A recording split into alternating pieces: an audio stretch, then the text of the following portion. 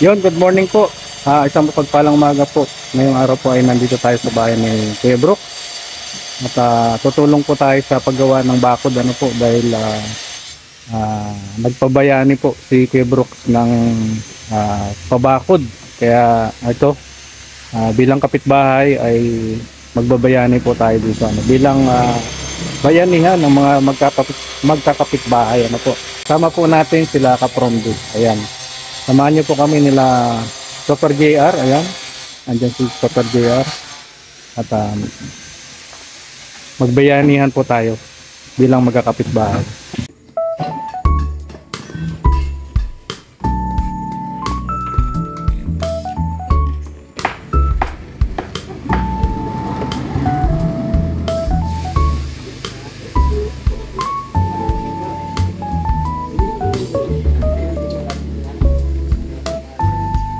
Sipag Mari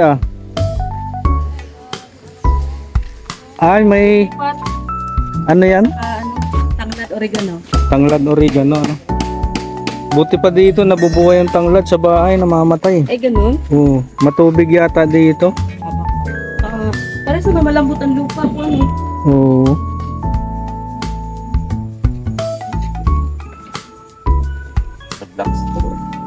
Sa loob ang hollow blocks.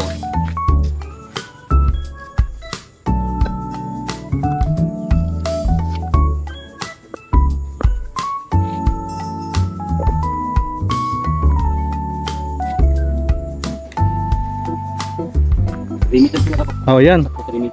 Yan.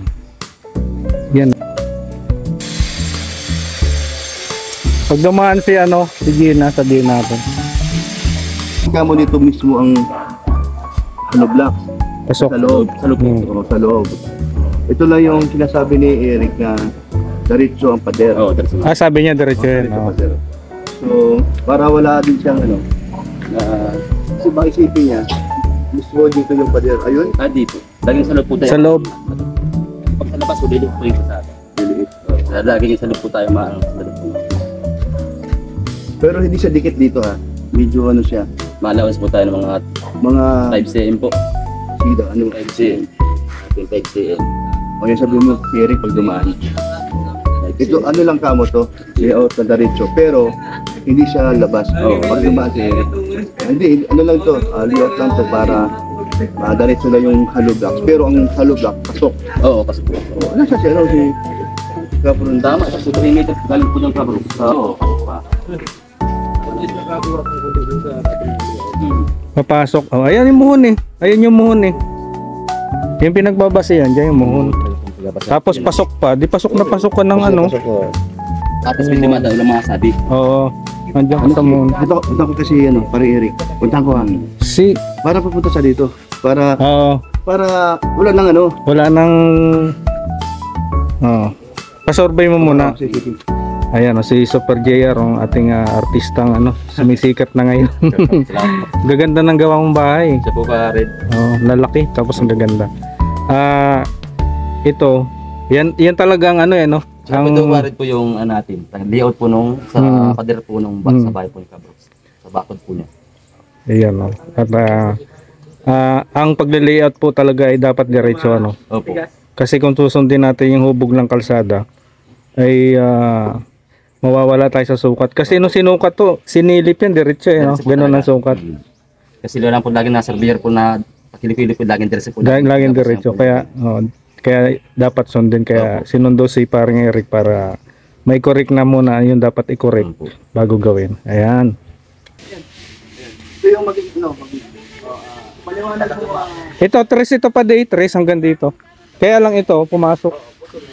Putol na. Paliwanag mo kaya yung paglagay ng hollow block sa loob. Ano yun? Kahit yung puti, walang lalabas na. Wala. Tama. Basta po yung lahat ng puting, pati ang puting lahat sa loob. Sa loob. Wala ko nusing sa labas. Nusing yari si Kebrook din. Pero yung pagpadam nila, o pagpadam namin, dadali ko talaga. Kasi pagka daw medyo kurbada, baka daw makansawan. Bakit ganyan lang? Kasi talagang luto nito, diretso naman talaga. Oo, tama, sinabi mo. Yun nga lang, siyempre, yung try to boy na ginawa namin, hindi naman namin nakalain na yun ang mangyayari. Talaga medyo luto siya. Kaya ngayon, ang pag-usapan naman yan, talagang i-split ang dami. Tapos, parang di ka mag-alala sa paglagay namin ng... Pero, pwede, pasok mo siya. Ito pwede, mas maganda pa din, huwag tayo dyan magpasok sa mall. Kung makaka-adjust mo kahit 14 inch lang, ipasok nyo, mas maganda. Lagyan natin yung alawan. Sige. Okay, tama rin po yun. 4 inch lang. Kahit 4 inch. Di ba, mohon? Oo, mohon. Di ba yung puti nga? Silo. Ganun mo daw yung puti. Atin po tayo naman 4 dyan. inch lang. Yes. Yan. Okay. Yan. Yan. Ay, ipapasok-pasok ng konti. Sige. Ay, yung ano ha, yung gagawa dito, huwag tatanga-tanga ha. Kailangan Putulin to pati. Thank you. Ayan, meron tayo. Ayan. Okay, thank you. Okay, pare. Kasi yung natutulog pa ito, ginising ko lang para lang masurvey. Ano sabi dun eh? Hindi mo narinig yung sinabi ni Pading Eric. Tingnan mo nga doon, tingnan mo doon kanina niya. Tingnan mo doon, sabing tuwid, no? Oo. Yan, tuwid mo. Sabi ni Pading Eric, bawal daw nosing sa labas. Ba't nakalabas yung ilong mo dyan? Oo. Hindi ka pwede magsukat dyan kasi nosing talaga yan. Paano ba yung yung nagay? Pare, dinali ka ni pare mo.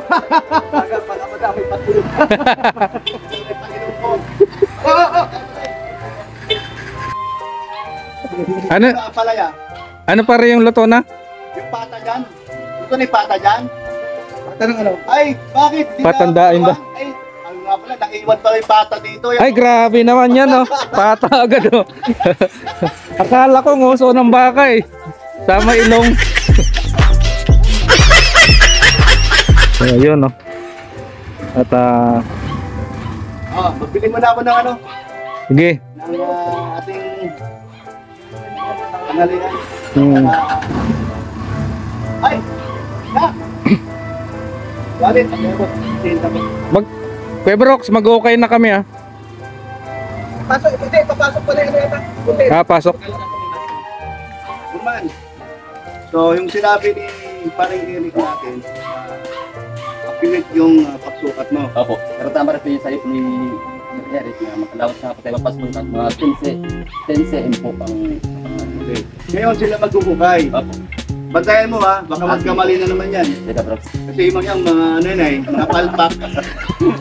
Deka bro, saan pumasok na namin? Huwag ka magbantay ha. Ay, may pagdating kumama yan, yung isang na naman yan. Magagalit na naman ako. Wala akong tiwala dyan sa dalawa. Kumatingin. Wala akong tiwala. Kayo, ipapasok mo ba ito? Oo, anong 10 cm? Ito mo na kayo dapat.